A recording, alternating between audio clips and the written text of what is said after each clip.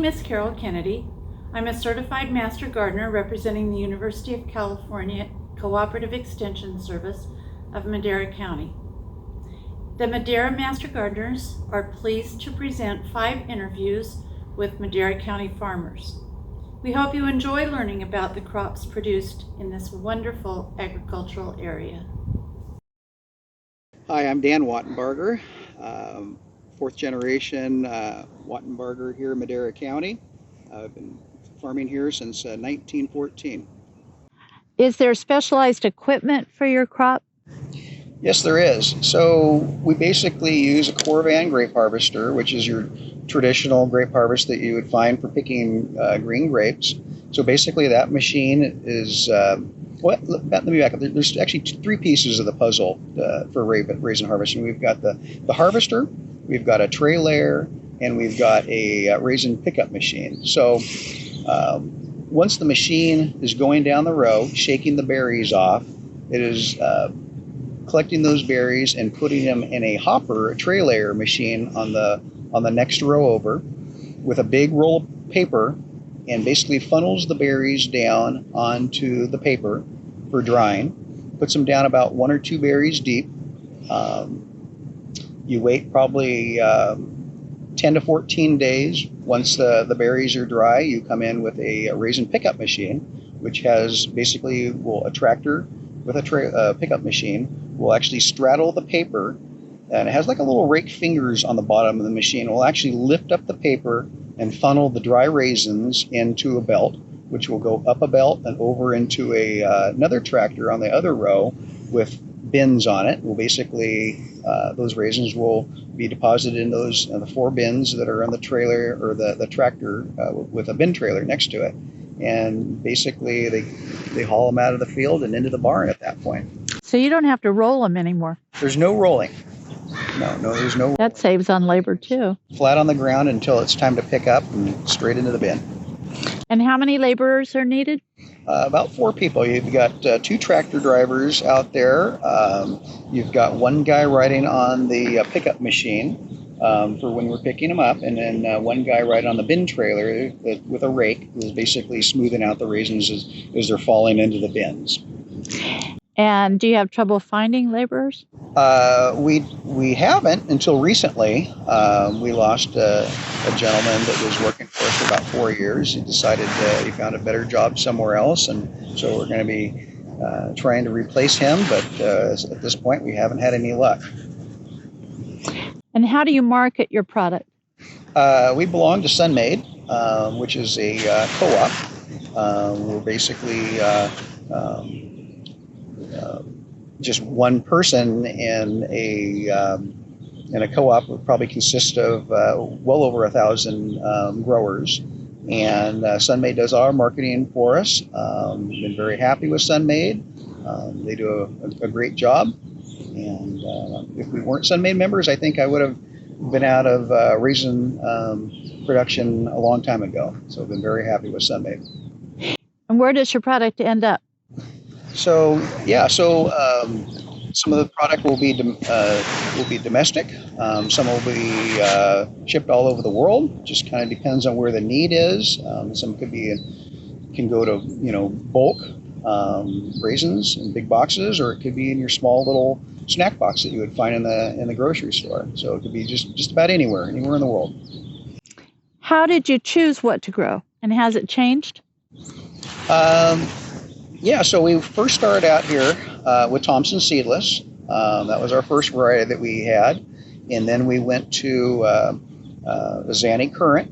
I think we had those. I think my dad planted those in the 80s. We grew those for 20 years probably, or 20 years plus. And when we first started getting into the raisin harvesting, with that variety just didn't work out very well. They're real fragile. And it just wasn't working out for machine harvesting. And so we kind of went away with those, and we started planting the Selma Peat variety, which we've had tremendous success with. And those seem like they're working out real well with us. So as we're starting to take out some of our Thompsons, we're replacing those Thompsons with Selma Peat, which is working out real good for us. So how do you get paid? So, being a Sunmade member, like we are, you basically get a payment on delivery, and then there's about 5 progress payments throughout the year. So you're basically getting paid for a whole year's worth of time, and then after about a year or so, maybe a little more, then you'll have a final payment. And generally, it takes probably 12 to 14 months from start to finish by the time that process takes place. And how much time does it take from planting to production? Yeah, so basically, if you put a vine in the ground, generally we're growing them for about 3 years until we're really getting a good crop.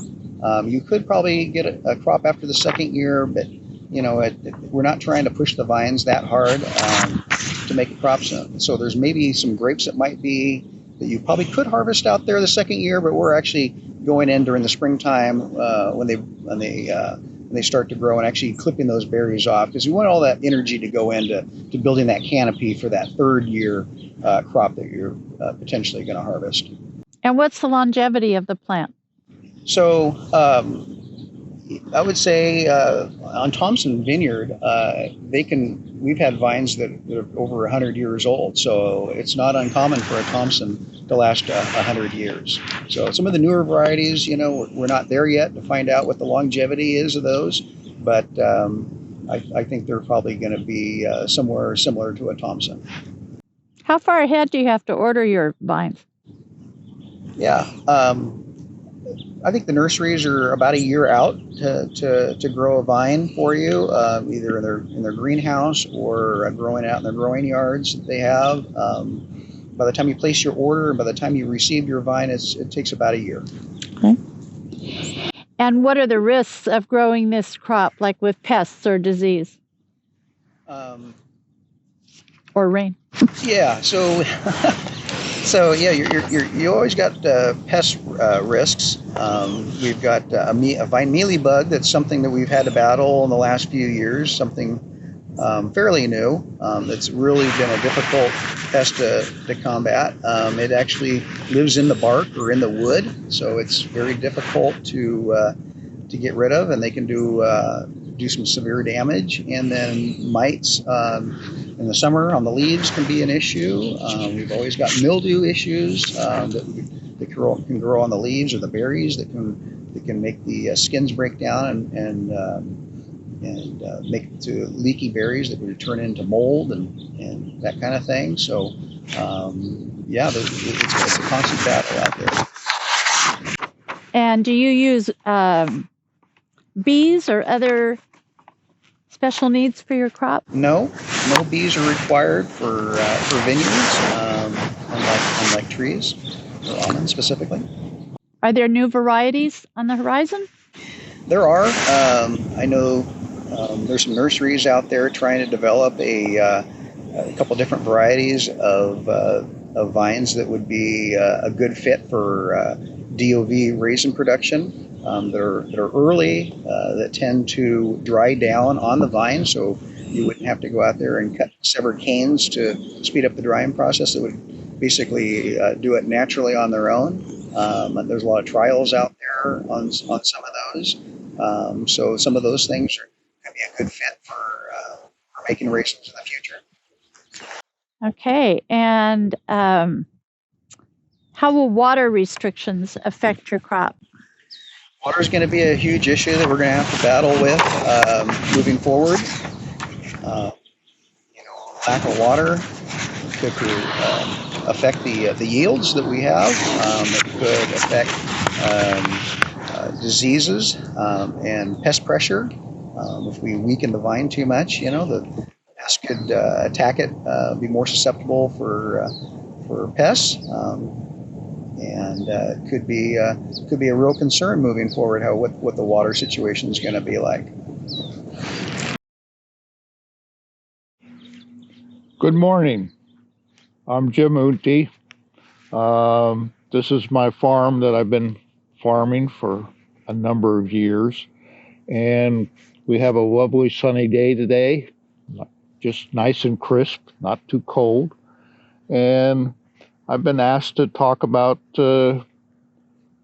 grapes, grape vineyards, mainly wine grapes, and I've added a new topic, table grapes, which is my new pet project out here. Little bit about me. I was born here in Madera, lived here all my life, basically, except for 10 years I was gone working overseas. I went to school at Madera High, went to school at Fresno State, went to school at Oregon State. I think the interesting thing is that my family had a farm closer to Madera, a small farm, and I used to help my father with the raisins, to make raisins. I used to come home from school, help him pick up all the raisins. He'd box them or put them in boxes during the day. I'd come home at night. I help him pick up another couple trailers. I think when we got done, I figured I never wanted to really be in farming, so I just took general education when I was in high school. I took some farm management classes at Fresno State, but nothing in viticulture or enology. When I went to Oregon State, I took ag economics, and then I went overseas. When I came back, I figured I needed a job, which is a good thing to do when you got family and two young children, to have a job. So sort of by accident, I got a job with a small winery as a grape buyer. And I didn't know anything about buying grapes, but Bruno Boucher, because it was Boucher Winery, said, here's a contract book, here's the keys to the car, just go out and sign up people. So that's how it all started. And over the years, I've learned a lot about grapes and growing them, even though I've never taken any viticulture classes per se. It turned out that, as part of background, Boucher was a small winery when I started with them. I think we did 20,000 tons the first year, but they were owned by a New York company called Constellation Wine Company, Canandaigua Wine Company at the time.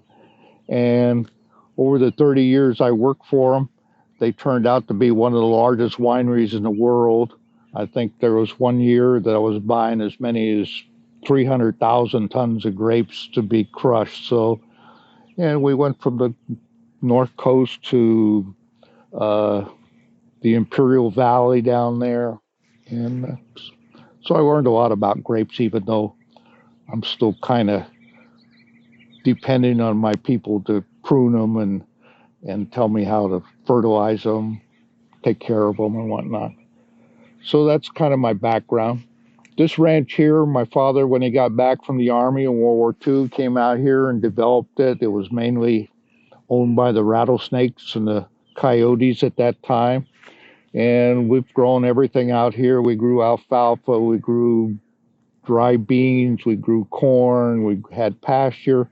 And little by little, we went into, we planted some wine grapes. So we started with wine grapes.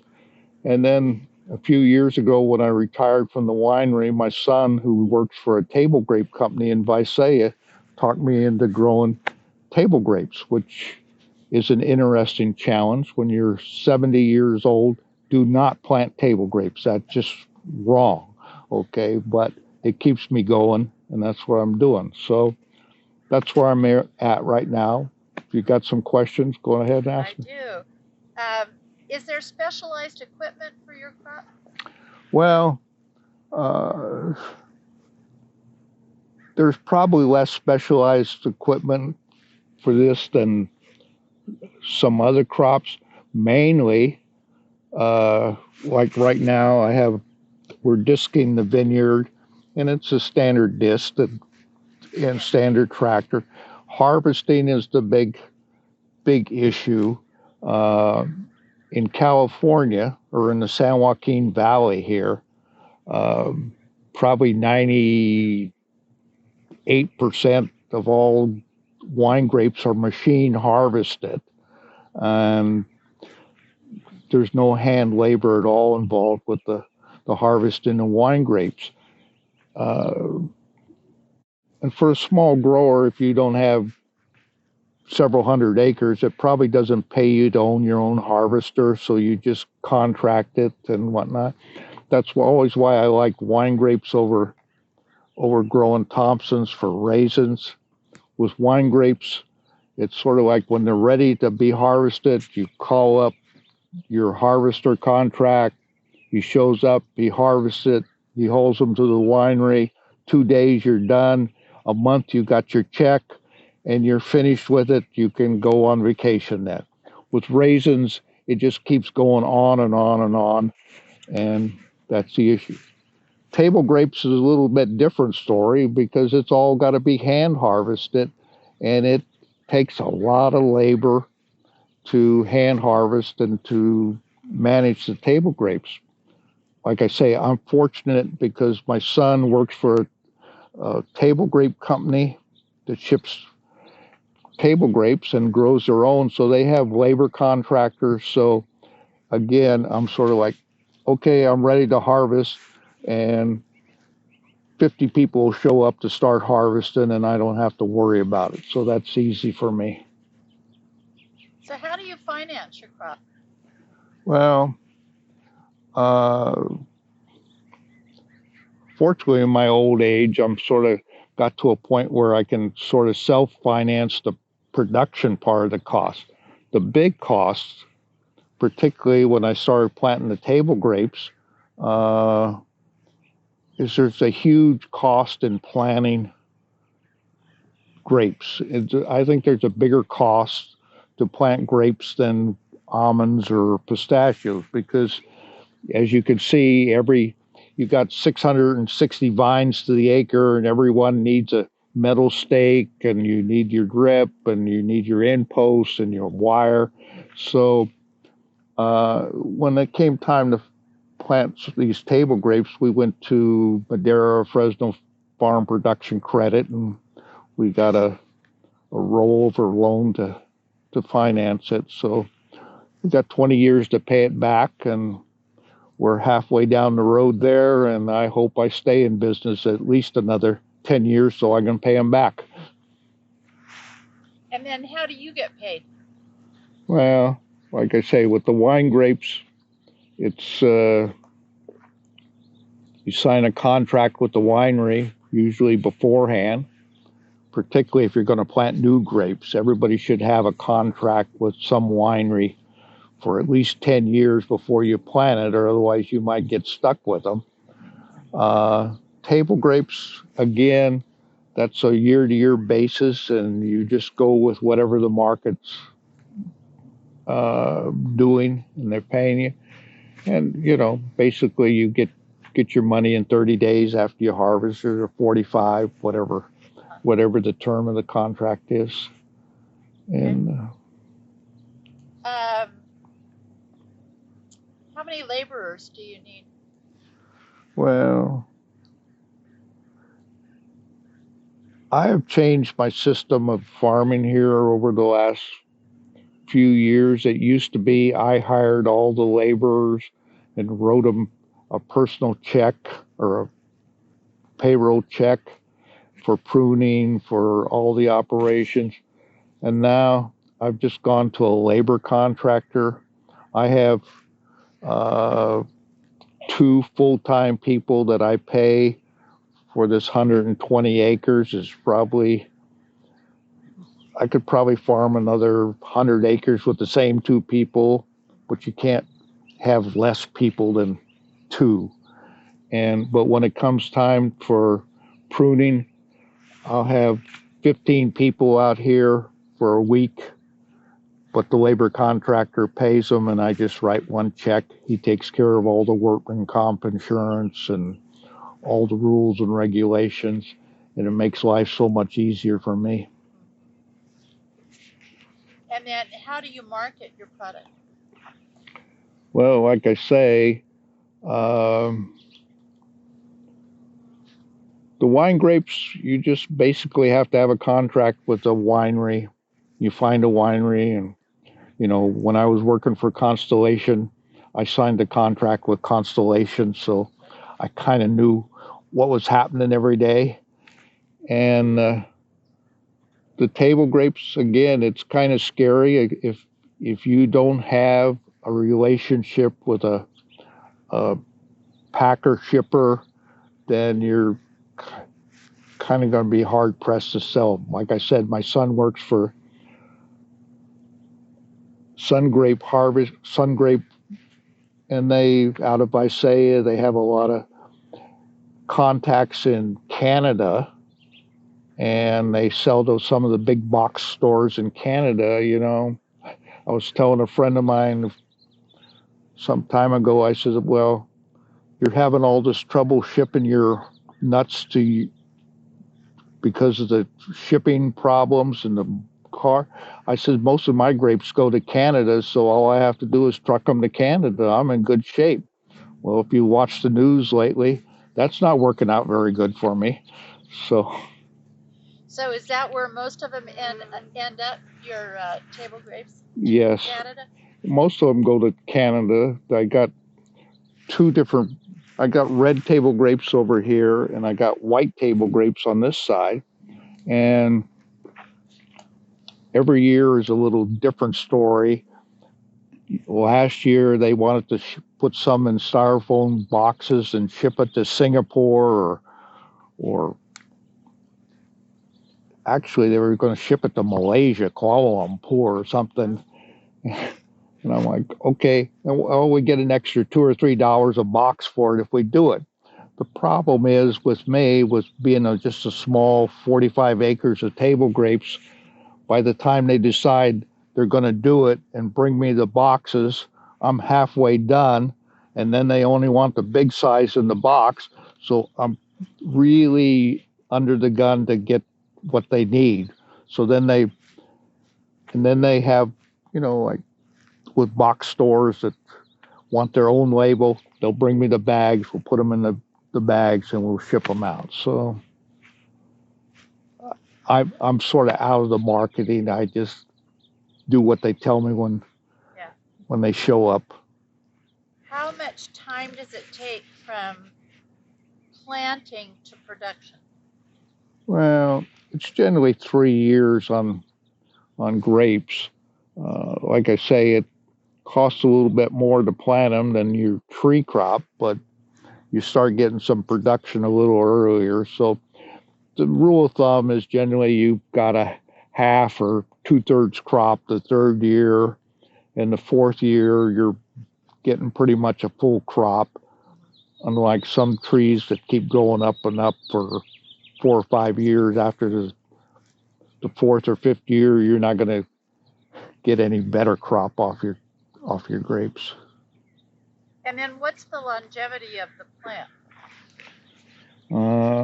It kind of comes down to whatever the longevity of the consumer taste and preference is. Honestly, I mean, wine grapes, they'll last 30 years. Table grapes, probably the same thing. But people's preference for grapes change. I mean, I remember years ago, everybody wanted Syrah wine grapes. So I went out and gave contracts for people to grow Syrah. Within 5 years, nobody wanted the Syrah wine grapes, so I was given contracts for people to graft them off to Zinfandel grapes. Same way with table grapes. It used to always be Thompson table grapes, flame seedless table grapes. Nobody wants those grapes anymore, so people have grafted them off and changed them to these proprietary special varieties that everybody's happy with. So, and I don't expect them to last 30 years. Somebody will want something within the next 10 years. So. How far ahead do you have to order your vine?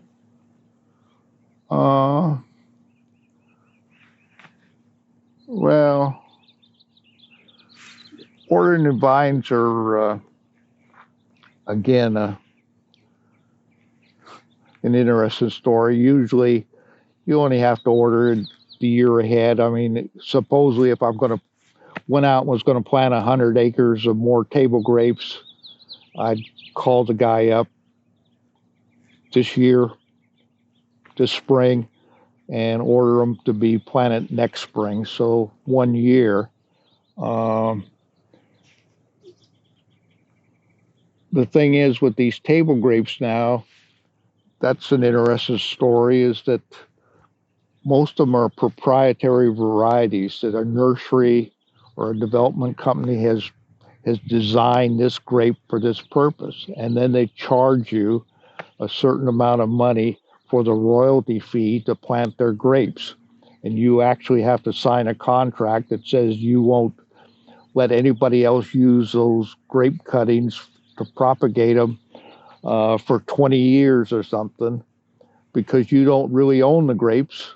You're just leasing the royalty. And people ask me, what's the organization going to do in 20 years? Take them back? I said, in 20 years, I don't care. So, So what are the risks to growing this crop, like with pests or disease or? well, I think the biggest risk with most crops around here is weather. I mean, we're expecting really cold, frosty weather next week. And fortunately, the grapes haven't pushed out, started showing green, so I'm not too worried about the frost. But come the 1st of April, frost is always a hazard with me. I've had some problems here because that El Pico Ranch has got 5,000 acres of open ground across the road from me, and that cold air really moves in here, so I'm very susceptible to frost.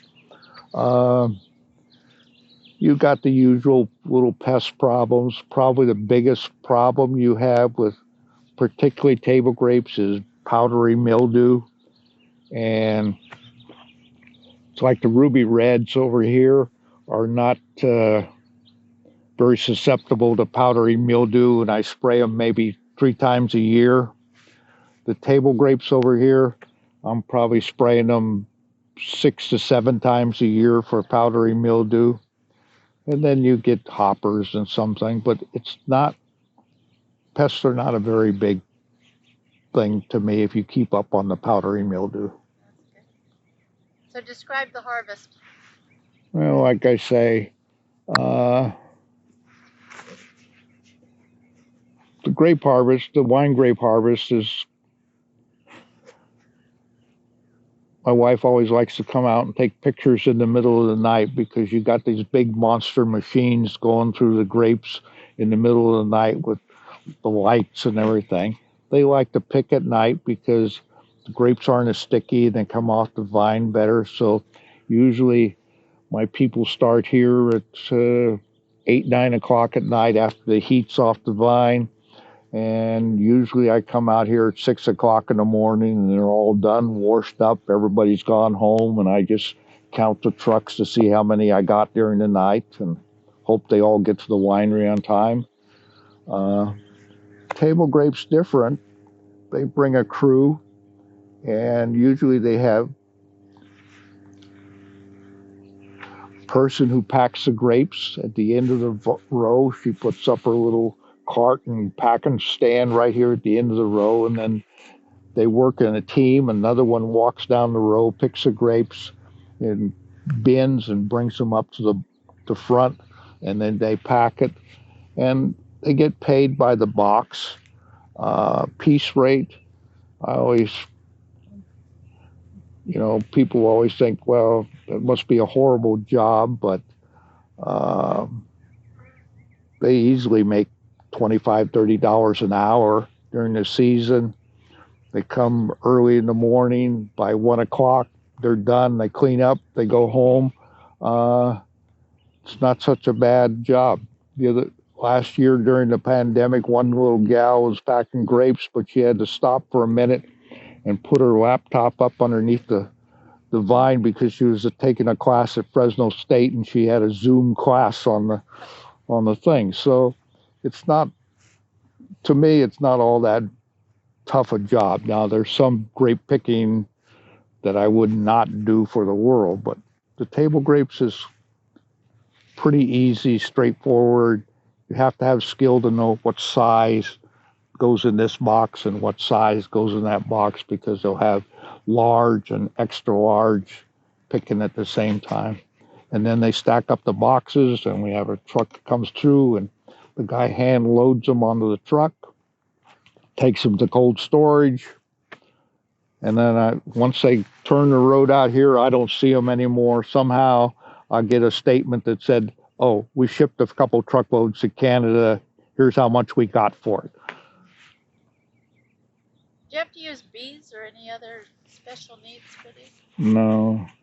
The big thing, again, with table grapes, you don't have to use bees, but while the pest problem of spraying is not such a big issue to me, you have to spray these grapes with a hormone like gibberellic acid to make them blow up and be the right size. And you usually spray them 2-3 times. The first time is when the berries first start to bloom on the bunch. You don't want to have too many berries because you're going to blow them up really big size. So you spray it with a little gibberellic acid to make them shatter, so a lot of berries show off. And that's like at 0.3 of an ounce per acre. And I go, how am I going to get 0.3 of an ounce in my spray rig? I got a big hypodermic needle you use for cattle, and I suck it up so I can put just the right amount in the spray rig. And they say, how do you know if you got the right amount on it? I said, well, when you go back a week later and you look and you say, oh my God, they all fell off, that's just about the right amount. So, and then 2 or 3 weeks later, 4 weeks later, you spray it with a much heavier dose to get them to a big size. And so while you don't need bees, you got to do the work. The bees come, they do the work for you. I got to go out and spray them. Are you concerned about climate change? Am I concerned about climate change? The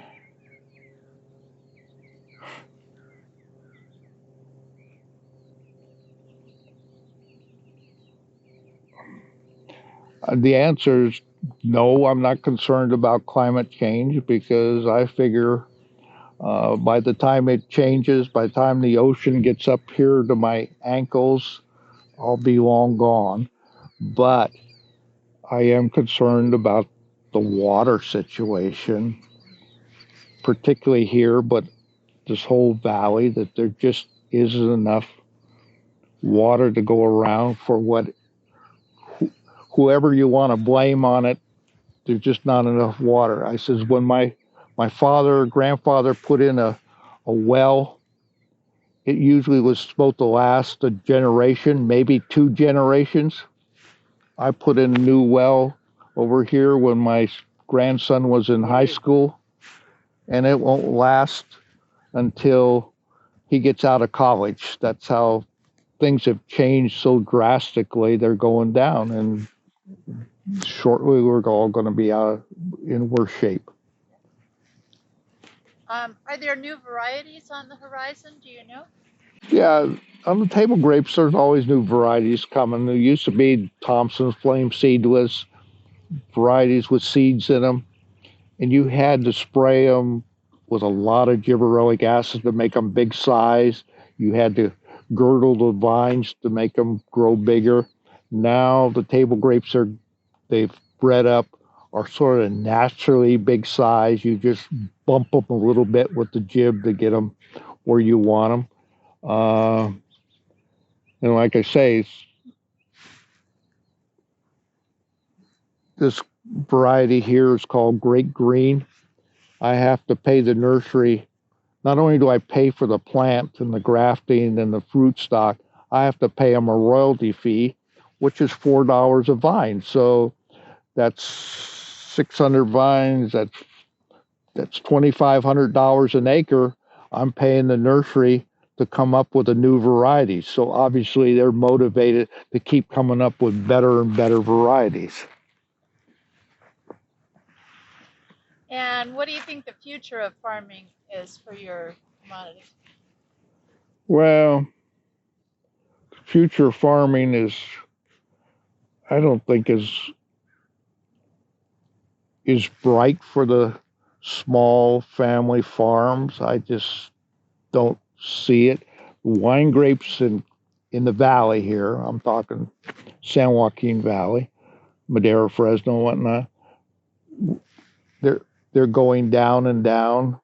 Less and less is they're being pulled out, partly because other crops like the nut crops are more profitable than wine grapes.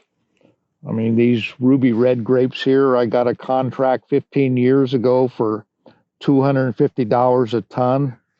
And last year I sold them for $265 a ton after 15 years. So I'm not pulling them out right now because I'm just not at the age where I would need to farm a new crop out here. But everybody who pulls their grapes out are planting tree crops.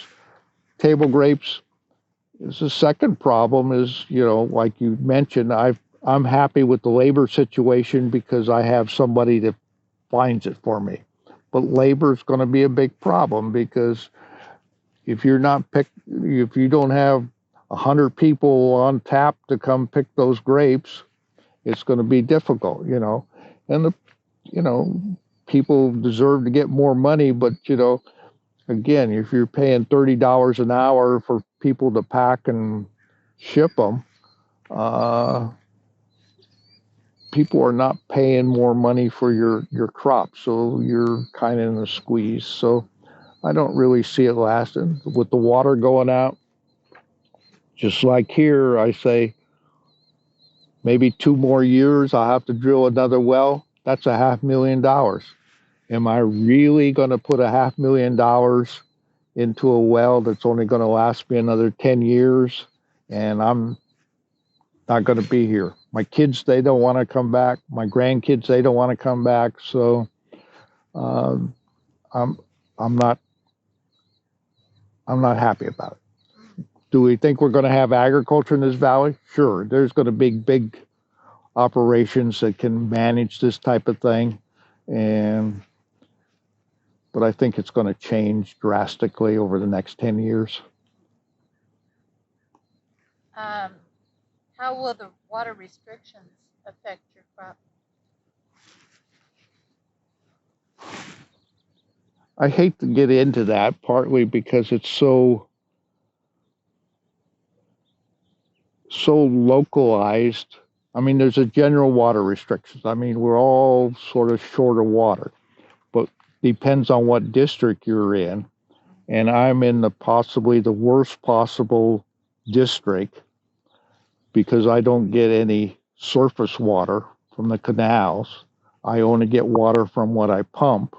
And they have imposed restrictions right now that I can only pump 2.5 acre feet of water per year. The table grapes probably need 3.5 acre feet of water. These need 2.5 acre feet of water. And on the other end, I have 25 acres that's not in production, so I can use that water to spread over this. But when I look at my water budget right now, I'm over this budget. So technically, I should be pulling out 20 acres right now. And it's not going to get any better. It gets worse. So we'll see how that works out. But that's what I'm just saying. Why would I? If this well goes out, then I'm done. This is this area district. Now, I have a farm that's in Madera Irrigation District, and I can pump water and I'll get surface water. But again, this year we'll probably get no surface water, but I won't be restricted yet, but that's only a matter of time before that's going to come into play. Right. In California, we're producing 3 million tons of wine grapes a year, but the majority comes from Madera, Fresno, Lodi, basically the valley. 2 million tons comes from the valley. But when I travel around the country and around the world, you always get people who say, what do you do? I said, well, I grow wine grapes. And they go, how do you like living in Napa? No, we live in the San Joaquin Valley. Oh, I didn't know they produce wine grapes. No, we're still the biggest producer. We don't get as much money. They're not as great as quality as the so-called Napa, but we're still the major producer. Same story with table grapes that I'm always surprised at when I see people, even like in Santa Cruz, when I go over there and my friends from the Bay Area, they say, what do you do? I said, well, I grow table grapes. Oh, well, what do you do with the table grapes? I put them on the table, you know. Basically, I guess they should be renamed. I grow fresh market grapes is the proper term, maybe, except in California, we have the Table Grape Commission. So obviously, table grape people like to call them table grapes. Other people don't know what table grapes are. So that's just my little educational synopsis. Hi, my name is Kevin Herman. I'm a grower of a multitude of crops in Madera and Merced counties, but our main crop is fresh and dried figs. We've been doing that since the early 1980s, and we think we're the largest grower not only in California, but perhaps the world of figs at the present. Wow, that's amazing. So can you tell me a little more about your background in farming? Yeah, my grandpa immigrated from Russia, but he was German ancestry. They call them Volga Germans because they came from the Volga River. And they were potato farmers there. Catherine the Great had enticed them to go there so they could grow potatoes. And when she passed on and a new regime took power, they were starting to get persecuted, so they came to California and settled in the Kerman-Biola area. Mm-hmm. And we've been farming ever since. They started out as Thompson seedless, primarily raisin grape growers, but what we've done is expanded on that a fair amount, and we're growing primarily other crops. We do some pistachios, almonds, walnuts, kiwi, and persimmon, but far and away our biggest crop is fresh and dried figs. Okay. And is there specialized equipment for that crop? You betcha.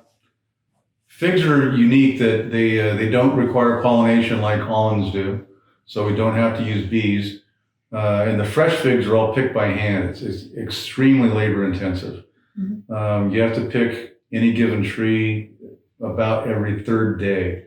You just keep going back and back and back. Uh-huh. And so it's more labor than anything else. And the dried figs, it's similar to almonds, but we don't shake the trees. Like with an almond tree, you shake them.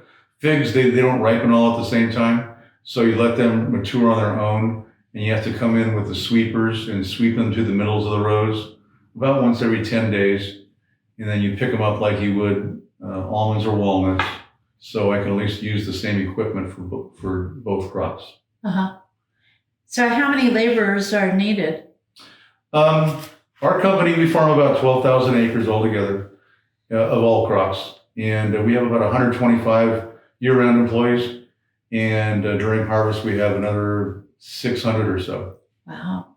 Have you had trouble finding laborers? Yes and no.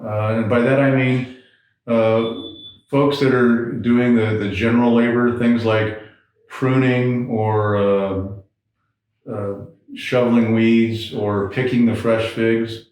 Those folks, we've been okay with the supply that we've been able to obtain. Where we've been a little bit short is on more of the skilled labor positions, the guys that drive the tractors and some of the more specialized equipment. There's not as many of them, and they're in really high demand right now. Mm-hmm. And how do you market your product? Well, all of our crops we sell directly to other packing houses, and they market them except for our fresh figs. Our fresh figs, our son Eric has a company called Herman Produce Sales, and he does all the marketing of all of our fresh figs, with our biggest customers being Melissa's Produce in Southern California, Trader Joe's, and Costco. Those are the big three. Mm-hmm. And we do a lot of business with them. We will have as many as 500 people picking fresh figs when we're really rolling in the late summer, and could be shipping out as much as 2 straight truckloads a day of figs to these folks. And so where do they end up? Well, Melissa's is like a broker. They buy them, and then they turn around and sell them to the Safeways and the Vons and the Save Marts of the world. So it'll say Melissa's Finest on their label. We pack into their label. Mm-hmm. But Costco and Trader Joe's, they just we pack into their label for them, and we wind up we'll ship our product to different distribution centers, and they spread it out to the individual stores. But I know from personal experience that the Costco's in Fresno and the Trader Joe's in Fresno all carry our figs. Oh, okay. And so how did you choose what to grow, and has it changed? When I was going to Fresno State back in the day, I grew up on a raisin vineyard, as I said earlier, and it just didn't look like there was much of a future there. It was labor intensive, pesticide intensive, and raisin prices were volatile, to say the least. But I went to work for a company that was based out of Madera while I was going to Fresno State, and I actually never graduated because I had a chance to go to work for them full time before I graduated. And coming from a small family farm, I knew there wasn't enough back there for me to go back to. So I jumped at the chance, and those folks specialize in farming figs. And that's kind of how I learned about figs, because there's no classes at Fresno State or Cal Poly or Davis to learn how to be a fig farmer. So I learned from them, and then in 1989, we decided to go out and start our own company, my wife and I. And so how do you finance your crop? I'm also on the board for Fresno Madera Farm Credit, and I do that because I do my banking through them, and they've been really good to work with, and have nothing but good things to say about them. They understand the idiosyncrasies of farming, and they'll never leave a farmer hanging out to dry if you happen to have a bad year, which sometimes happens in farming. Sure. Tonight we're worried about frost, and it could really affect my almond crop, and but farm credit's always there for me. That's great. And how do you get paid? Well, if I'm selling to a packing house, we'll have a contract, and we'll have a specific payment schedule on there, and they just send a check to us about once anywhere from every 30 to 90 days, depending upon the packer and the relationship we have, and it's working out. Great. How much time does it take from planting to production with the fig trees? Well, the answer to that varies by variety. There's some varieties that are really prolific, like a brown turkey fig, and you'll get some crop the second year on that one. Wow. Not full production, but you get some.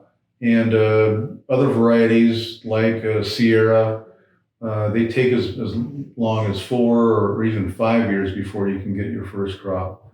So you need to be patient, and you need to be thoughtful in your planning process, because it's not just planting the trees and then expecting cash flow that next year. You got to wait 3, 4, 5 years before you start to see the money coming back in. Right.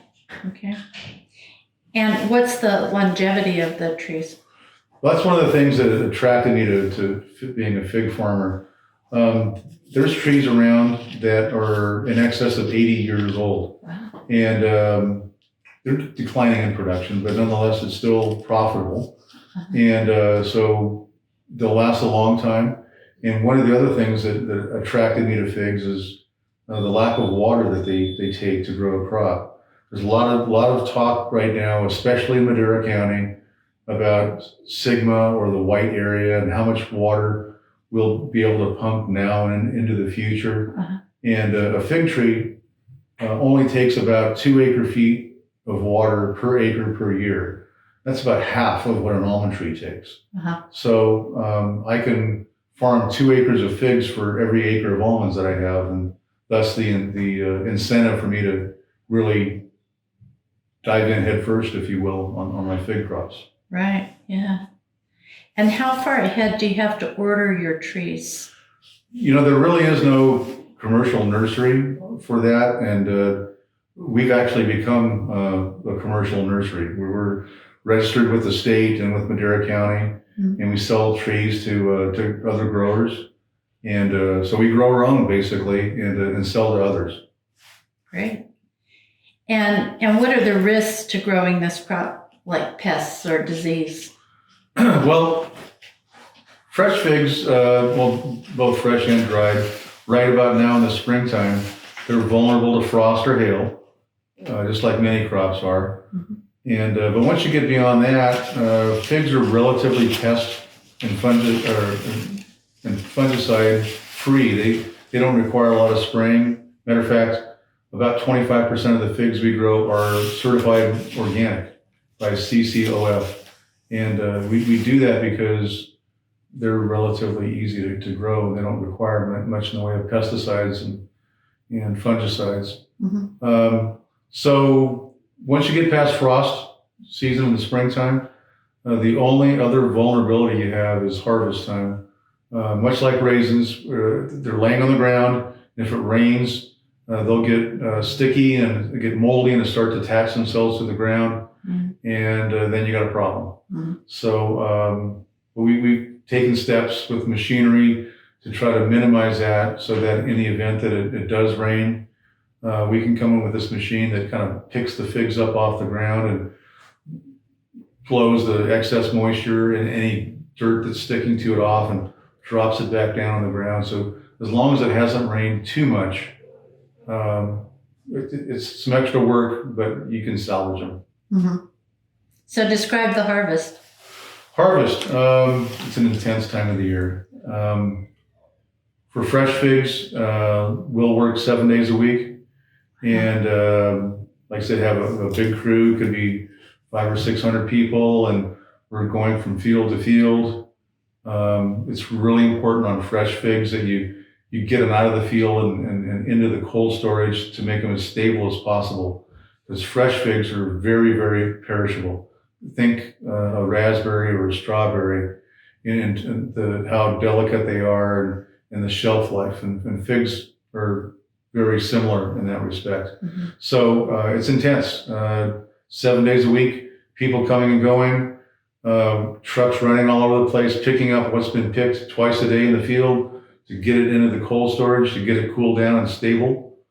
And then we turn it over to my son so that he sells it, because once again, with that short shelf life, we can't just let it sit around for 2 or 3 weeks in the cold storage. We got it. What we pick, we got to get out the door in a week or less.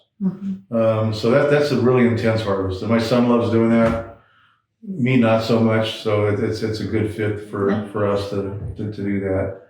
Dried fig harvest is a little more methodical, and that's my personality. That's how I'm wired. I like to just be more of a plotter, and we've invented a machine. We call it the wind machine. It's not a very catchy name, but it's got, on a trailer, it's got 2 giant airplane propellers, one blowing one way with the other one blowing the other way. And we drive it down the row. So if there's figs on the tree that are on the verge of falling down, it shakes the trees with the wind, knocks them down.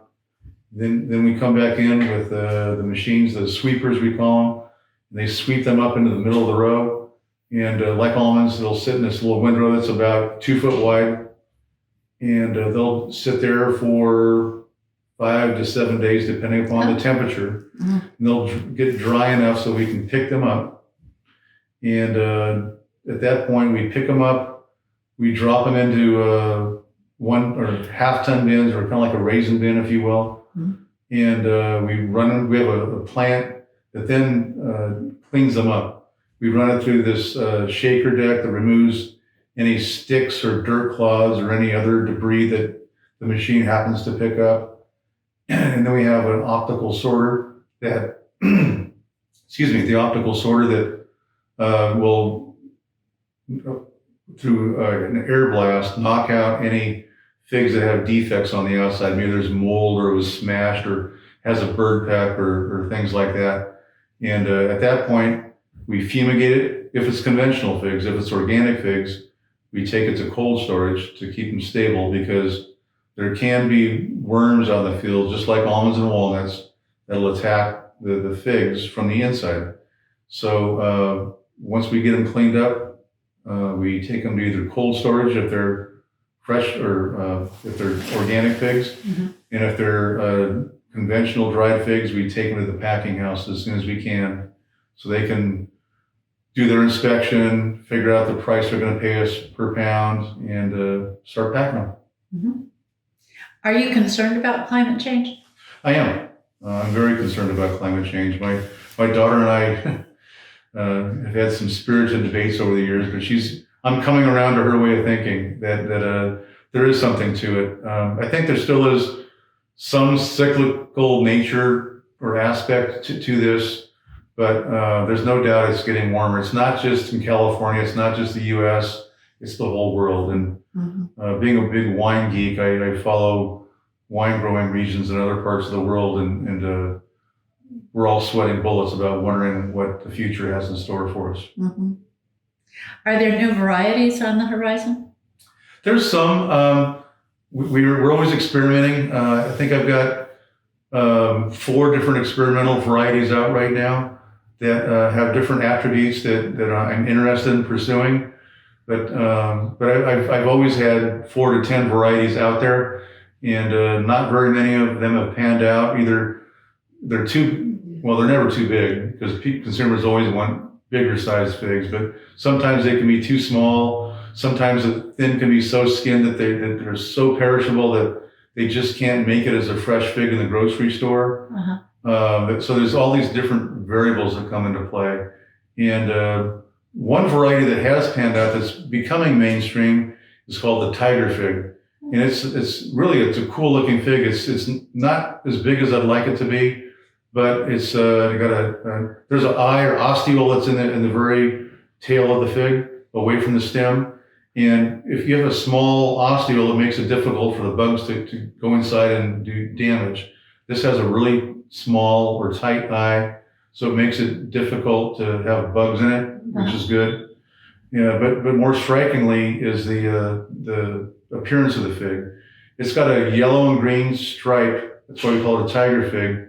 It's like lime green and banana yellow, literally stripes going down the fig. And you cut it open, and it's a bright red raspberry flesh. So it's really striking, and it's starting to take off with consumers. That's the one experimental variety that's panned out so far. Like I said, I've got 4 others that we're ongoing trials right now in various stages, and I'm optimistic about a couple of them. I've actually even gone so far as there's a farm in Mallorca, Spain, on the island there, that this guy's like Noah's Ark of figs. He has hundreds of different fig varieties that he's collected over the years, and I visited him, and he's got a book that he's published, and we've purchased some fig varieties from him. But it's the old school varieties still seem to be the most popular. Oh, okay.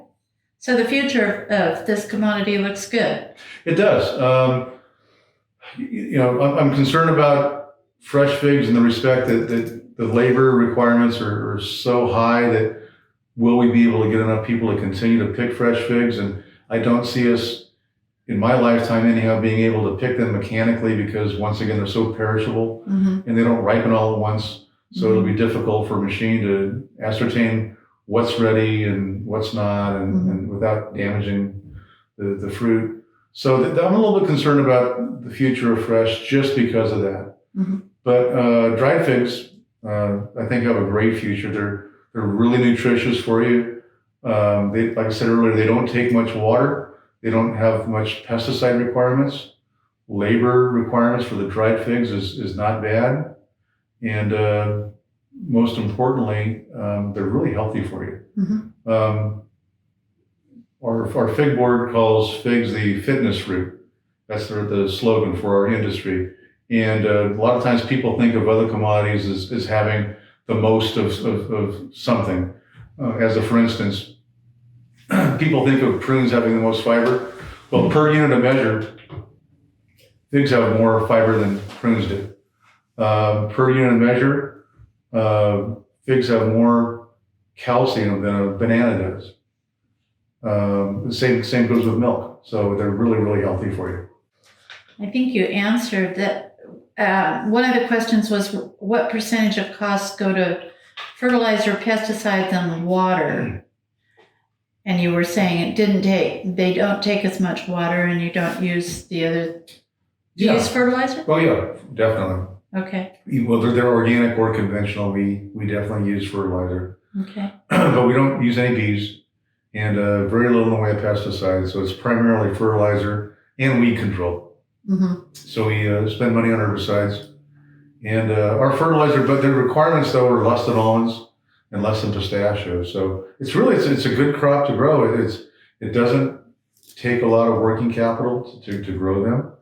And looking at the future, our challenges are going to be labor and water and pesticides, and dried figs anyhow stack up really well in all three of those categories. So with these fresh figs being as delicate and vulnerable as they are, you can send them to Asia? No, we don't. That's the dried figs. Fresh Just figs. dried, okay. Fresh figs pretty much stay in North America. Okay. We do air freight some to Australia and a couple places like that, but the cost of doing that's really, really expensive. Yeah. So we don't do much of that. And believe it or not, Canada consumes almost as many fresh figs as the United States does. It's an ethnic thing. There's a lot of Italians, a lot of people from France that live in Canada, and they love their figs. I have a curiosity. So, like, I've seen on like figs that they require like a wasp to go in, or was that it? Or there's if I still have it, National Geographic did an article like in the '60s on it. That it was kind of like the gold standard for how the whole process works. There was this one variety called a we call it a Calamurna, and they guy named J.C. Fortner, I'll show you the pictures on the way out in the hallway here. He planted all these figs in Fresno, in the fig garden area, and they brought these cuttings over from Turkey, and they called the fig a Smyrna, Smyrna, and but they didn't know that they need to be pollinated. So they got to like 5 or 6 years old, and they'd get to a certain size and shrivel up and fall on the ground, and they were inedible. And so somebody went back to Turkey and they said, oh, well, didn't you know about they needed to be pollinated? So how that worked is there's a separate tree that actually grows figs that I don't know how the life cycle got started, but the seed on a fig you would eat, there's seeds on the inside, but on this fig here that's non-edible, those seeds are really eggs. And they hatch out in the springtime, usually in June. It coincides with when you need to pollinate that Calamurna variety. But it was so labor intensive to do that, and the bug that would fly into the Calamurna fig to pollinate it would sometimes have mold spores on its body, and we get mold. So it was not a consistent fig. It was really expensive to grow, and then some people started freaking out because, well, there's bugs inside of my figs, right? Yeah. So at one point, Kalamurna figs, which was a Smyrna. We had a Kala onto the front of it. At one point, Kalamurna figs had more acres than any other variety. Mhm. But over time, we've just kind of thrown up our hands, and because consumers were concerned about those bugs on the inside and the cost, we just don't grow those anymore. So virtually any fig you buy today is not going to be pollinated by that little bug. All right. But 20 years ago, there was still some. 40 years ago, there was a lot of those out there, but not really anymore. Interesting. A fig tree is a cousin to the rubber plant, and rubber plant has that white sap on it, and it's really caustic to your skin, and so there's a lot of some sort of acid in there. That's why it will cause you to get a rash or even a blister on your skin. Some people are really sensitive to it. Huh. So all of our guys, when they're picking fresh figs, even though it's hot, they got to wear long sleeve shirts because their arms will just get full of a rash if they don't. Interesting. But on that Kalamurna fig that we used to grow, that acid's on the inside of the fig, and that bug would die inside of it, but that acid would just melt it. Mhm. And so you could open it up and it's gone. Yeah. But I get it. People don't want bugs inside their, right. Well, there's a guy named J.C. Forkner, and I'll show you the photos. And I know that name. he was he was like a mover and a shaker. And over the years in Madera, we've had all these people that have come and gone that sold ag property to investors from out of the area, and some of them were shysters, some of them were legitimate. Uh-huh. But this guy, he decided to plant like 12,000 acres of figs in Fresno. And Mrs. Forkner, I had the pleasure of meeting her. There's a gentleman that kind of helped me get started. He was really my mentor. His name's Bud Buck. He's passed on now. Mm-hmm. But he was the superintendent for J.C. Forkner. Mm-hmm. So he took me to visit with Mrs. Forkner one time before she passed away. And went to her house on Van Ness. And J.C. had like this trials of all these different crops he was trying to grow to see if they would grow in a San Joaquin Valley besides figs. Things like there's a plant called a Feijoa. I don't know if you ever heard of it before. It's kind of like a cross between a banana and a kiwi, but it's a little small thing. He did those. He did all kinds of crazy stuff. And she told the story about how they created the fig gardens in Fresno because this is when all the Dust Bowl Okies were immigrating to California. Uh-huh. And I'll show you some of the posters that they sent back to encourage people to come out. And where they planted the figs in the fig garden was considered swampland. It had a lot of moisture and it was heavy clay soil, which ironically was the best soil suited for figs. Interesting. But I think they bought it because it was cheap. Yeah. And they planted all these figs, and her job was to meet these people at the train station in downtown Fresno, pick them up, bring them over to their house, which is where I met her, and her husband would take her out and drive them around the fig gardens. And she said, this is like a 95-year-old lady telling me the story. It's hilarious. Yeah. She said, my job was to feed them a good dinner, get them liquored up, make sure they don't go into town because all the other farmers would say, don't buy that swampland. So that was my job. And the next morning, my husband would take them back to the train station, send them back to Oklahoma. They'd show up 2 or 3, 4 weeks later with all their possessions, and they'd have bought a 5, 10, or 20 acre fig orchard. Talk about financing, because I don't think that most people understand that if you have to buy the land at $50,000 an acre, you're never gonna be able to pay for it. It's just. Well, the demographics of farming today, we're getting older. We're not getting younger as farmers, that is. Right. And we're consolidating, just like a lot of businesses are. But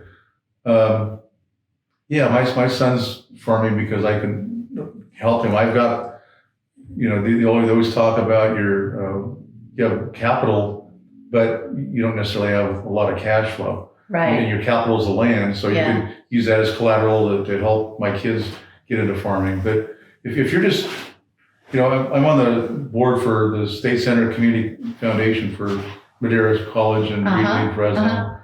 And Rev and we were talking about, had a meeting a couple weeks ago, we were talking about, someone asked the question, well, I hear farmers are getting older. We need to get some of these kids that we're giving scholarships to, get them to become a farmer. And I tried to explain to her that you really can't promise them to be a farmer from the get-go because it's so capital intensive. Right. That if your mom and dad were a school teacher and a firefighter, they probably can't afford to buy the ranch and plant something, wait 3, 4, 5 years to get a crop, and then wait sometimes another 6 to 12 months to get paid for that first crop. And pay to farm it in between.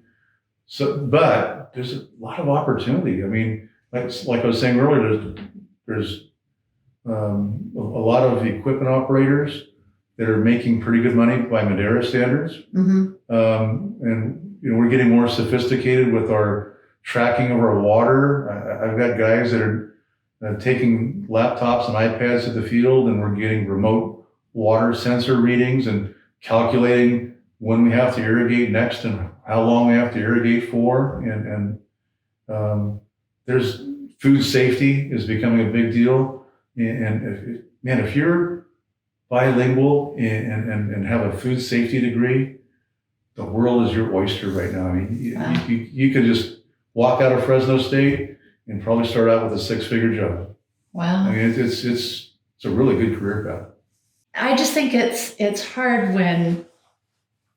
when young people have this real desire to do something and can't do it because of finances and stuff. So it's a good example. You know what though, if you want to be a musician, you're not going to start out with your own record label. It takes a while to build up to that. Sure. And you can get there in farming. It's just going to take a while. My name's Larry Lowder. Madera, California. We're pistachio, almonds, grapes, and pecan farmers. We farm both here in California and in Arizona. So, been farming here for about 30 years, I guess. I was a cattle farmer, raised Black Angus cattle in Washington State before they came down to California and started growing row crops, and then got into permanent crops, being the almonds, pistachios, pecans, and grapes. Okay. Is there specialized equipment for your crop? The specialized equipment we would use is much the same as you would use in almonds, and that would be the spray rigs, big blast sprayers to put the sprays clear to the top of the trees. Harvest-wise, we have a different shaker. All of the pistachio trees are shook, and there's a big unit that goes on either side of the tree and with catch frames on it, and when the tree is shook, the nuts fall down on the catch frame and they're wet, and then they're hauled to the truck for delivery to a processing plant where they're hulled and dried at the processing plant. How many laborers are needed? We don't really have too many laborers. I would say more technicians than anything else. Pistachios are very intensive in terms of how they're trained, and you just can't bring someone in to do it. They have to be trained in this technique to do it. For the first 3 to 4 years of pistachios' lives, they're trained and they're sculptured and put together as a tree, because they start out as a bush and we train them into a tree. They have rootstock, and then they have signwood budded on top of them, and then we start making the tree and build the scaffold on primary, secondaries, and tertiaries on the tree, and then those trees are going to be there for another 70, 80, 90 years. So you want to make certain that those first 3 or 4 years are done correctly. Do you have trouble finding the technicians or? We train most of them, and most of the guys on the ranch have been with us for 20 plus years. And so they know what they're doing and do it very well. So, Sounds like it's pretty critical. yes.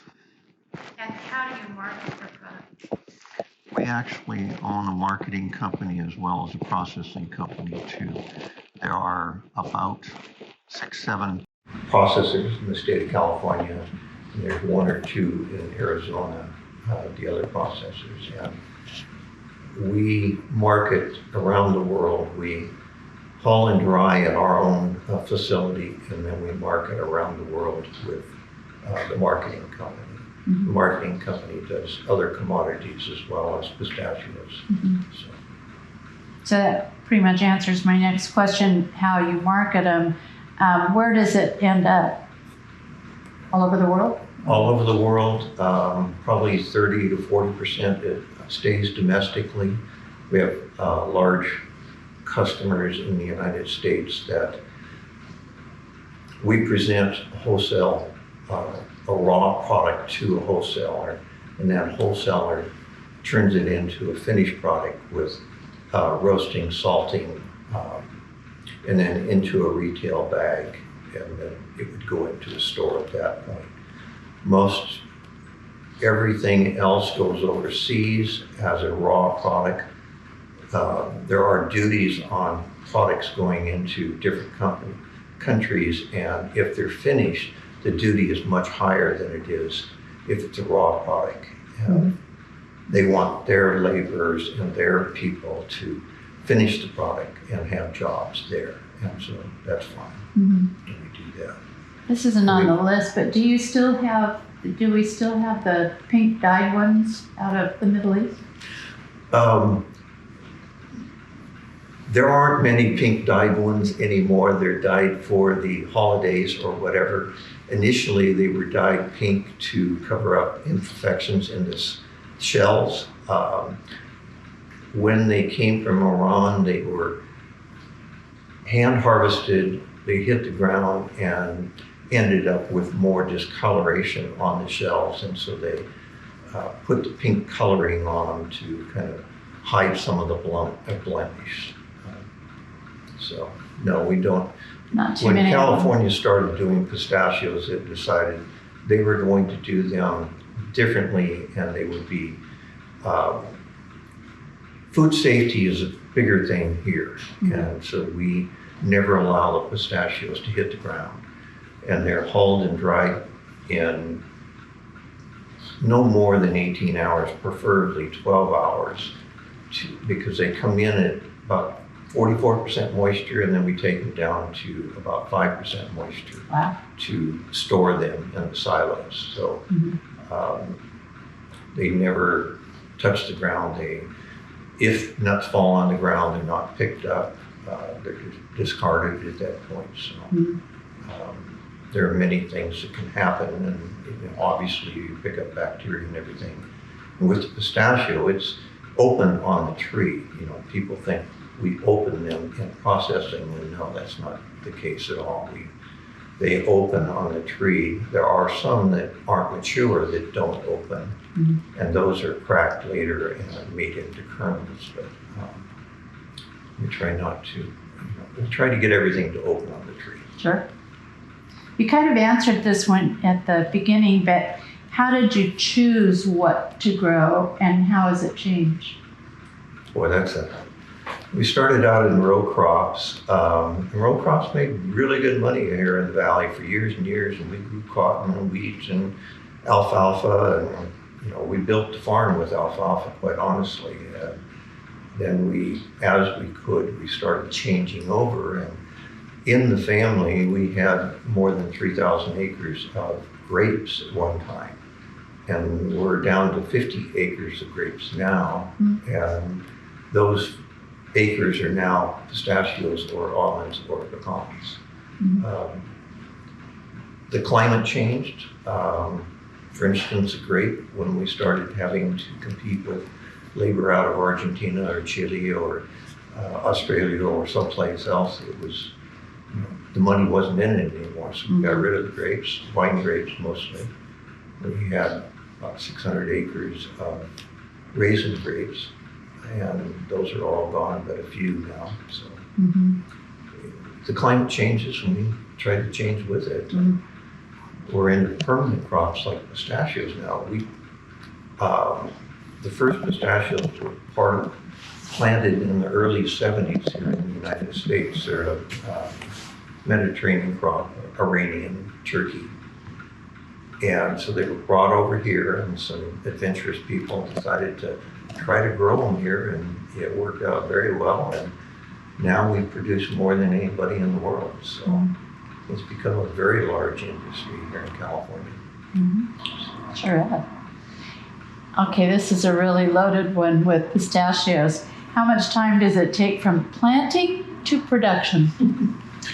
When I got into the industry in 1997, 98, it was about 7 to 8 years to get into production with pistachios. We actually see a crop on the trees now in 4 years. It's not an economic return at that point, but there's at least pistachios. In 5 years, we're getting a decent crop and starting to see a value to it. 6, 7, 8 years, I mean, they're starting to produce very well. And by the time they get to 10 to 12 years, they're an economic return of investment, and because there's a lot of money that goes into them before we ever get a crop. Right. That's one of the reasons a lot of people haven't gotten into pistachios, because there's a tremendous amount of labor goes into it to train it into a tree, and they suck up fertilizer and everything for at least 4 years, and then they start bearing. So, but the industry has changed a lot. It was many investors into pistachios initially, and then farmers started getting into it, and so it changed, and it's grown into a very viable industry now. The production is much higher than back in the 70s. So it's a nice crop, and we've got a really good organization to not only promote the generic product, but we also have another organization that looks at food safety, and another organization that looks at disease and that type of thing. And everybody contributes to that to make the crop better. You kind of alluded to this before, but what's the longevity of the plant, and how does that compare to the other tree crops that you have? Longevity is, we don't know how long it's going to be here, but I know there are trees planted in 1972 still producing a nice crop. So we really don't know. We expect that they're going to be out there 70, 80, 90 years. So,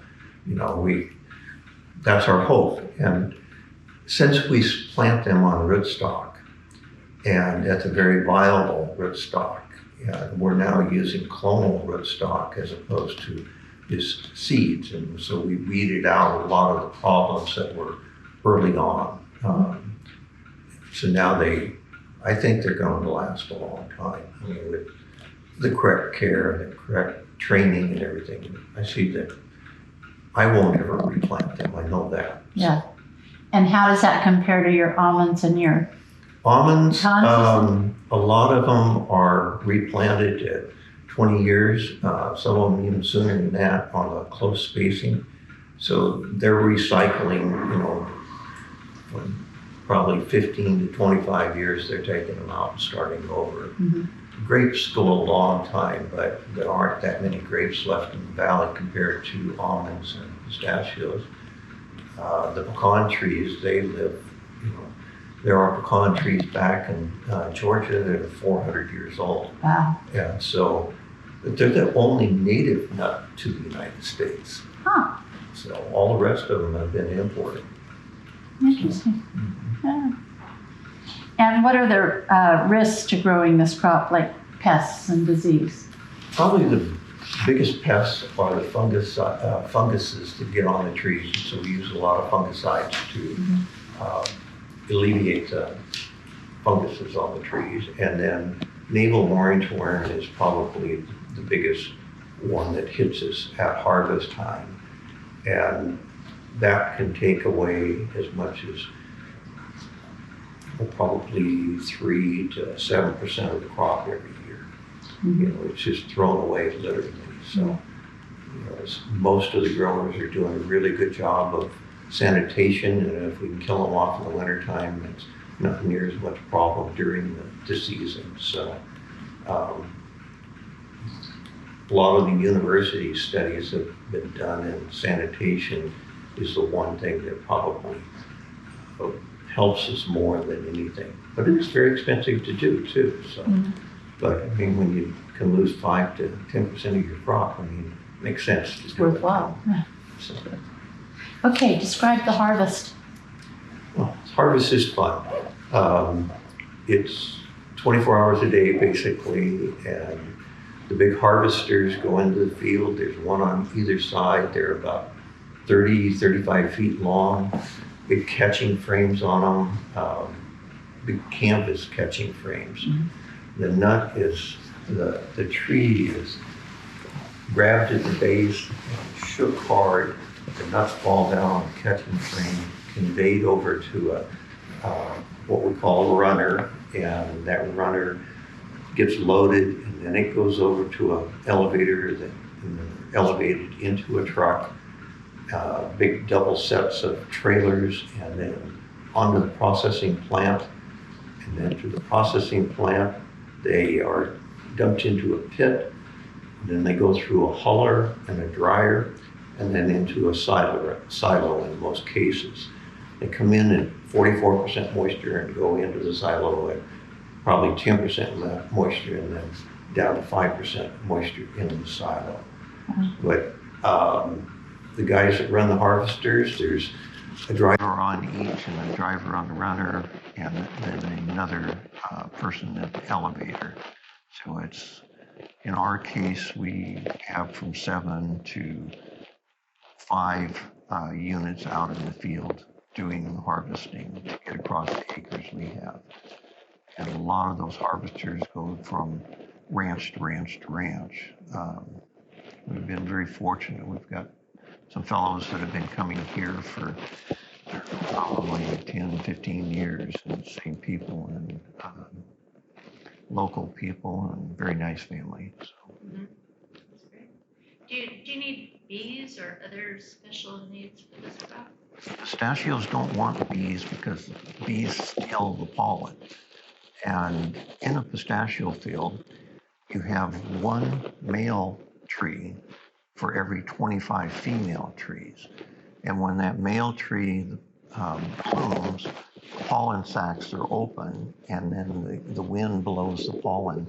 The pollen is finer than fog. I mean, it is just microscopic, and it goes to the female trees, and hopefully the blossom on the female tree is open and susceptible to the pollen at that point. Pistachios are very different from other nuts in that the pistachio is pollinated. If it's pollinated, I should say, it starts growing the nut and the hull and the shell. But that hull and shell is grown, and there's an embryo inside, and that embryo, if it's pollinated, will start growing in June. And so you've got all these nuts on the trees, and they may be viable and they may be empty. And so we have to wait until June to find out if we even have a crop. And if the male tree doesn't come out at the same time the female tree does, then we end up with no crop, like in 2015, the industry was off by probably 60, 70%. And it was just because the timing of the male and the female didn't happen. we need what's called degree hours, and it's hours below 45 degrees in the wintertime in order for the tree to rest and then come out and produce a good crop. And hopefully all the males and females come out at the same time. So there's several different varieties out there. Herman, Golden Hills, Lost Hills, and the male trees. There's several different varieties there too. So hopefully you pick the right ones and everything works. Are you concerned about climate change? Well, there definitely is climate change. I mean, we all know that. Will it affect us? It affects us every year because every year is different. And so we just have to kind of go with it and go from there. So. And are there new varieties on the horizon? In terms of varieties, I would say there are more rootstocks available on the horizon than signwood on top. The nut on top is a very viable product that everyone loves, but the rootstock is the one that really is the driver of how well that tree does. It's different soils have different climates, and so you end up with different diseases in the soils, and if you can put a rootstock in that will take care of those things. And most of the rootstocks we use are pistachio type rootstock, and if they were to grow up, they would have almost peppercorn sized pistachios on them, but they're not one that you would eat. And then the signwood on top is the Golden Hills or the Lost Hills or Kerman. And the Kerman is the largest variety we have in the valley. And if you go to Iran, they have many different varieties over there. Kerman actually is a region in Iran, and that's where it was made. And then Turkey has a different variety, and they're long, skinny nuts. So you can tell the difference where they came from just by the look of the nut. So what's the future, do you think, of farming pistachios? The future's good here.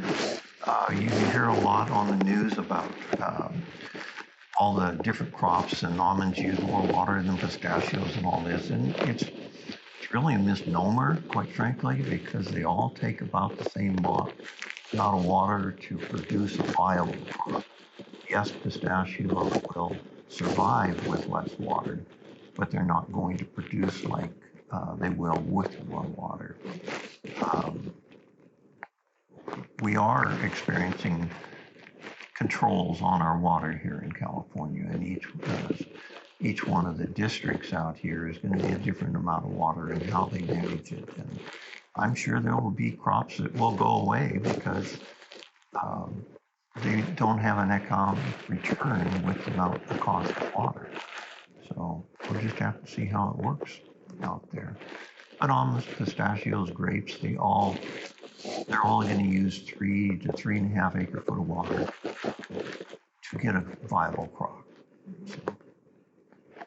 I'm not sure if you wanted to answer this, but the last one is what percentage of costs go to fertilizer, pesticides, or water? Labor is the highest. It's by far the highest. And then we would probably count fertilizer and herbicides, and then water would be the next one. I would say that the labor is probably at least a third to half in as much as what the fertilizers cost, except for this year with COVID, the fertilizers were much higher. So normally year they would be a lot lower. Hi, I'm Jim Erickson with my sons, Jason and Lee.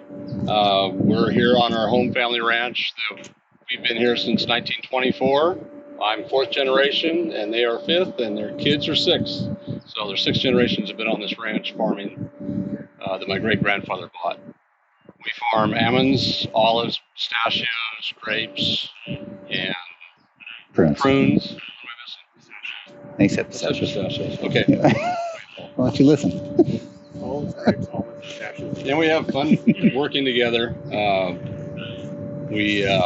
Jason does mainly the farming now, and Lee's we also have a fertilizer company. He does the fertilizer and gets stuck with the spraying, and we're all in it to harvest, and just a family operation that's been built up over the years. And is there specialized equipment that you use for your crops? All right. Yeah, we have specialized equipment we use, especially, depending on what we're farming at. We have certain things like mowers that can be used, whether we're going through the pistachios or through the almonds or through the olives with it. But, specific equipment we have a lot of money invested in our almond harvest equipment. We have spray rigs that we designate for herbicide, which is spraying weeds or spraying foliar. And then we also have certain rigs that we run in vineyard as opposed to in the trees and stuff too. So lots of different money goes out across the board on equipment that each equipment's used for specific tasks. We try to get equipment that we can use more broadly, but for like almond harvest, obviously that stuff is for almond harvest. And how many laborers are needed? Go ahead, Jason. Go ahead. We have 17 full-time employees. And then do you have other ones that harvest or? We'll bring in contract labor to help with harvest. And also pruning crews at different times. So. Do you have trouble finding labor? Fortunately, we've been pretty lucky the past couple of years. We've had a good supply.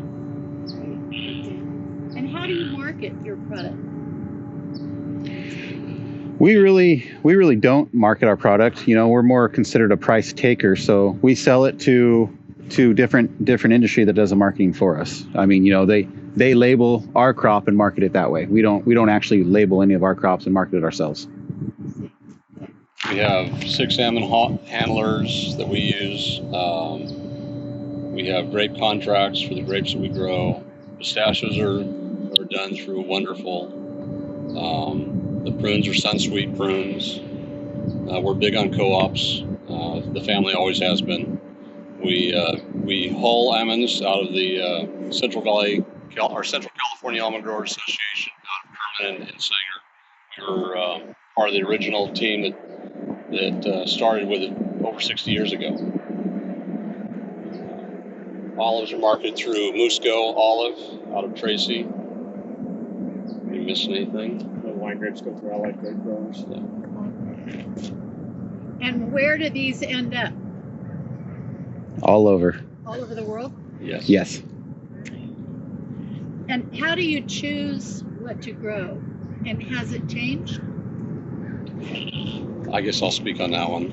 I grew up growing almonds, olives, cotton, corn, alfalfa, wheat, black eye beans, grapes.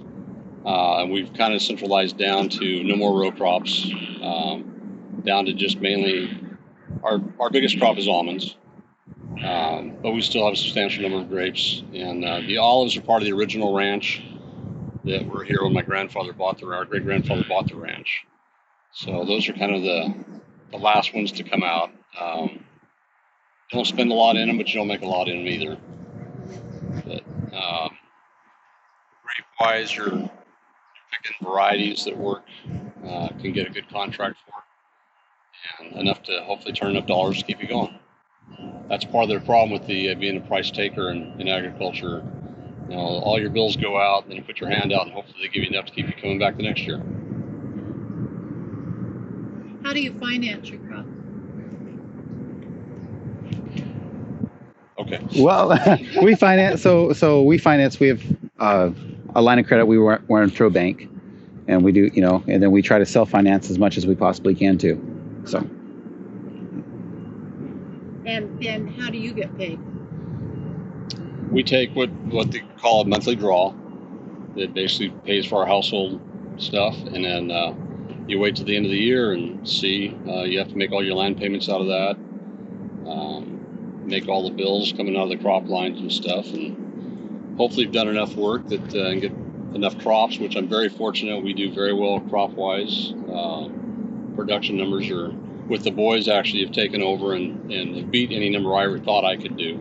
They've outperformed me in the way they farm. So they're using a lot of the new technology, doing a better job of fertilization stuff than what we used to do. The way we farm today versus what we did even 20 years ago. it's totally changed. Everything is under drip or micros. There isn't any more that are flood irrigated, and they spoon feed stuff all the time. They water all the time. It's truly a different world than what we were just a handful of years ago. So how much time does it get from planting to production with almonds? Go ahead, Jace. 3 years. Expand that a little. 3 years. The first year we get a smaller crop, and then it starts growing quicker. Okay. And what's the longevity of the tree? About 25 years. Are they shallow rooted? Almonds, yeah. Shallow root and very fast to respond to the nutrients and stuff. Because of the way they pick up nutrients, they're quick to show nutrient deficiencies, and also when you give them stuff to back, they'll pick it up quick and kind of help you out to let you know what's going on. I know people that worry about them are always like my husband, to see the trees that have blown down if there's a storm or something like that. Oh, yeah. You can edit that out. How far ahead do you have to order your plants? Like if you're going to plant a new orchard? That varies. Depends on what the demand is. On average, I would say if you want to be good at or make sure you have stock, about a year. You can get shorter, but you might have to get a little picky with what you can grab. Are there different varieties with almonds? Oh yeah, there's lots of varieties, and you have different rootstocks too. Uh-huh. So you have different combinations of rootstock variety. The later you get, you might have to sun ones. We try to, in our operation, we try to make that fit where if we have a little window for harvest, we'll try and pick another variety that fits into that window, as well as rootstocks and stuff. We bring rootstocks after the first time you've planted and bring those on. We don't ever plant a nonpareil or a Nemigard back to a Nemigard root. We'll bring something else in to get a rotation. And what are the risks to growing the crop with pests and disease? Go ahead. Yeah. Oh, go ahead. Go ahead. I'd say there's a lot of risk out there. I mean, we have mites that we have to worry about. We have navel orangeworm we have to worry about. Things that we monitor, that we spray in the field when we find it at a high enough numbers to do the best amount of good for it. But with us checking traps and staying on top of the fields and stuff, Jason does a great job as far as making sure when we're spraying it's the optimal time, and to make sure that when that spray is getting used, it's really counting. Because especially now with costs going through the roof, I mean that's kind of our biggest thing, is make sure if we're spending the money, it's the best time to spend it. Yeah. And then of course, along with that, with it being spring, we just went through a frost here last week. We were fortunate. Jason had water going on everything. It looks like we fared it very well, but you never know. I've also can remember being totally wiped out one year, and that's always a risk. And then you also can have moisture in the spring on the buds that can cause you injury, where you're having to spray for different fungicides multiple times. This year's been pretty easy because we haven't had the rain, unfortunately, but with the cost of things, it's not all bad, because it keeps that money in your pocket. And for the pests, we use they call them PCAs, a pest control advisor, that goes through and checks his field with us, and he gives us recommendations on what products will treat the pest the most way that it doesn't disturb the rest of the field. So we do a lot of IPM.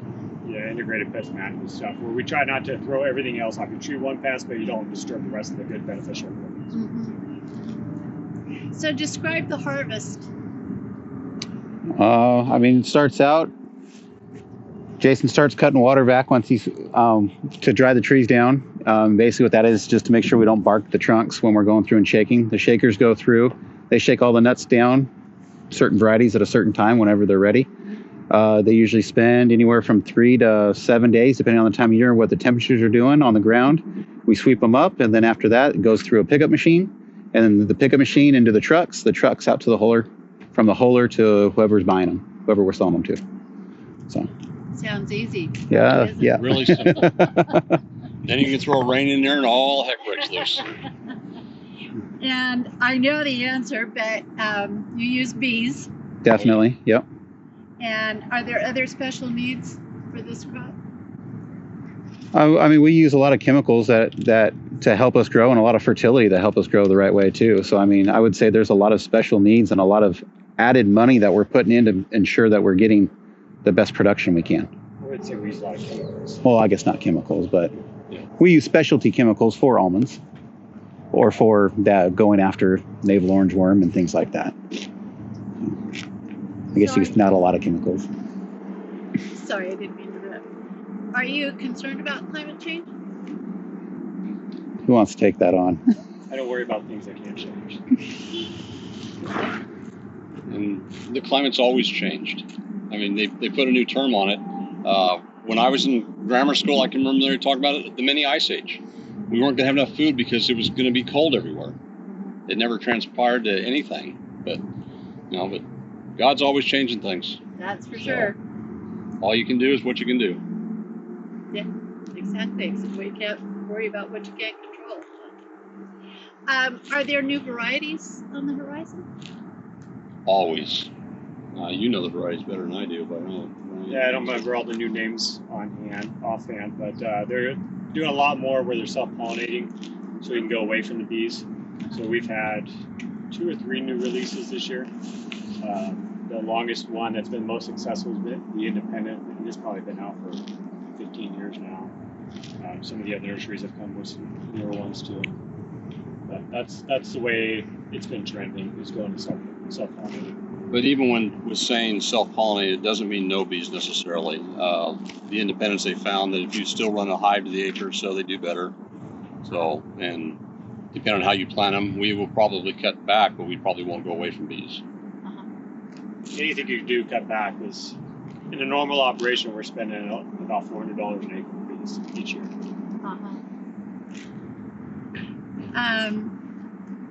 And what's the future of farming for your commodities?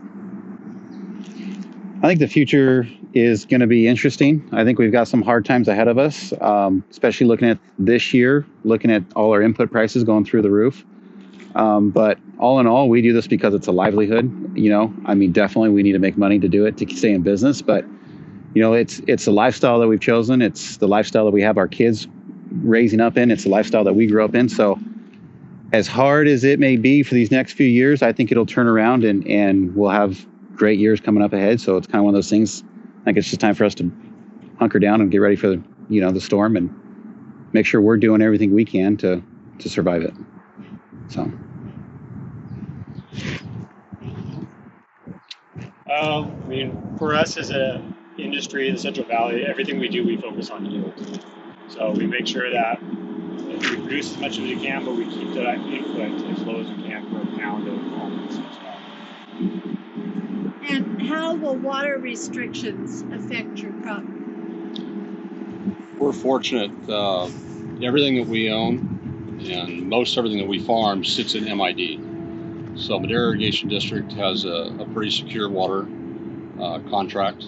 And I say pretty secure because in the past few years, we found that nothing is real secure. Things are constantly changing. But we're fortunate at this point that we are now operating with still as we were. We can use the water as we want. We don't have to monitor it in specific block. So cost of water has gone up. And of course, it doesn't ever seem to go down. And we're still backed up by our deep wells. And we've intertied ranches as best we can so that we have backups. If we lose a well, we can back it up with another ranch from somewhere else. And our main headquarters is relatively right in this area, and most of the ranches are connected, either through direct pipelines on the ranch, or we could put them in, get a variance and be able to put them through an MID line and pick it up on the other end. We do farm blocks that are outside the irrigation district as well, so that you can cover the wide areas. And we're navigating that as it comes. The county's been slow to release all the fines and costs and stuff. So once we get those, we can get a better idea. We have to balance out what the cost is with the water and what we can afford and how many acres we'll have to survive. what percentage of the costs go to fertilizer, pesticides, water? This year it's probably. There's a moving Well, target it's for all you. like, I mean, it's all been somewhat balanced. Everything's just gone up. So off the top of my head, I would say my fertilizer is probably, because we do a lot, we monitor a lot, we're very specific on what we do. We're very heavy in pulling tissue analysis. We have blocks where I'm pulling tissue every 2 weeks in the growing season. That way we just dial in exactly what they need, so we're not overusing something, but giving them exactly what they need. And then we do the same thing in the wintertime. We'll pull soil samples, and then we do exactly what it needs, but those fertilizers are expensive, so I'd probably say 20 to 25% of my budget is probably tied to fertilizer and pest management. So, is there anything else you want to tell about? I guess I'd say the biggest thing is know where your food comes from. I mean, that's kind of the big thing that a lot of people have forgotten is, it doesn't just show up on the grocery shelves. Yeah. It's a lot of hard work that we do, our employees do to make sure that it makes it there to the right quality. And the fact that as growers, we're not really out there doing extra sprays, putting chemicals in the air for no reason. Everything we're doing is targeted. Every pass we make through that field costs us money, and every application we do, when we're doing it, we're making sure it's being done for the best thing for the field and the best thing for the crop. And I think that's kind of something where a lot of people have kind of got that disconnect of farmers are big, don't really care about the environment or anything else. Well, like for us on the family farms, we've grown here. We've been raised on this ranch. I've raised my kids, and my brother raises his kids on this, and my sister lives on the ranch too. She has her kids here. Everything we do, we live in the fields we do. So it's important for us to make sure it is safe and the water we drink's right, and what we do is the right way, so that our kids are learning how to farm the correct way. So I think that's probably the biggest thing, the biggest misconception. I think the other part, everyone talks about sustainability. Guess what? We've been here 100 years. Pretty stable. Yeah. And we've been doing things, changing with the times. But, farmers have never been out to just waste money, because you never have that money to waste. You're always a taker of what they'll give you. And you're always putting away for tomorrow, because you don't know whether Mother Nature or the market goes south on you. We're not in control of that. Yeah. So you really have to pay attention. Yeah. But it's interesting life. It is. It is. Well, thank you so much.